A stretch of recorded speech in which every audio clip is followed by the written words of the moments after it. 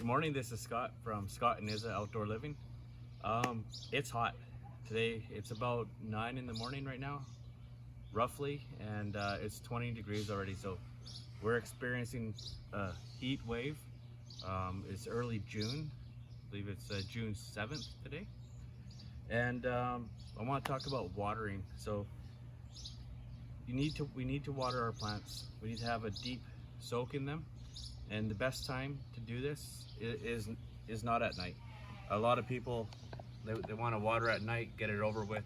They don't have to do it in the morning, but this presents other problems. If it's very humid, you're going to start to get mildew or mold building up on the leaves, as well as slugs. If everything's wet, the slugs are going to be more active and doing more damage to your plants. So the absolute best time to water your garden is in the morning before we start to get direct sun. We have quite a bit of sun here right now. If I were to start watering right now, I could be doing more damage than anything to them.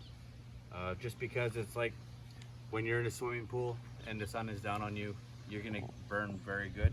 It's the same thing with the plants. You get water droplets all over your leaves, you're gonna burn them very, very easily. We had another animal here last night digging right here. Oh.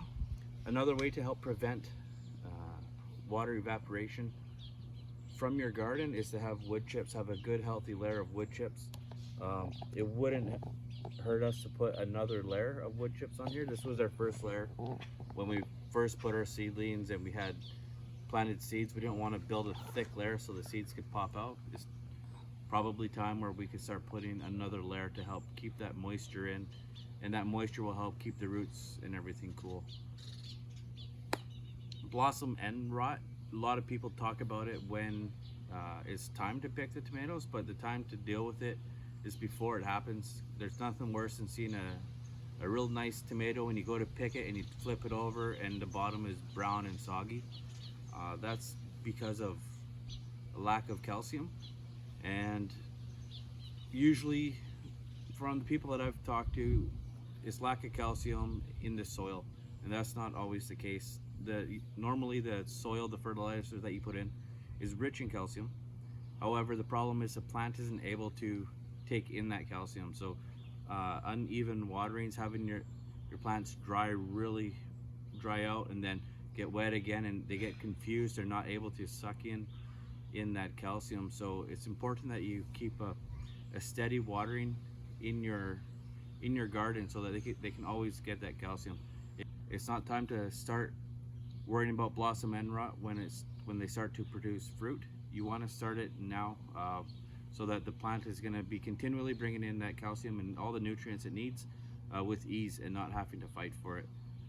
In the past, last year, we had some blossom end rot, and Isabelle took some milk and she put it around the base of the tomato plants, and that seemed to work.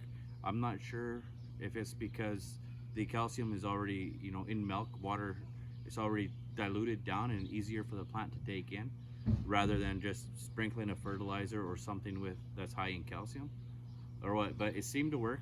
But the best way is to prevent it before you get the problem, so you're not losing all these fruit because of it, because it is it's heartbreaking. You see a big tomato growing, you want to have a tomato sandwich or something, and you go out there and it's only good for the compost.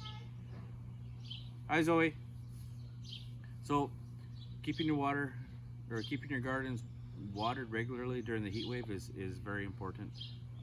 You're going to benefit in the long run, obviously, if you don't kill your stuff. But remember, do not water in direct sunlight. Do not water in the prime of the heat.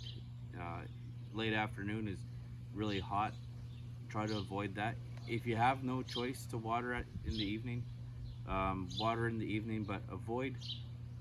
There should be a given. Always avoid watering, especially your tomatoes. Do not spray the leaves. That is going to cause a lot more problems in the end. So that's it. Keep your stuff watered. It will grow for you. It will survive the heat wave. If you have to, I know there's part of our garden.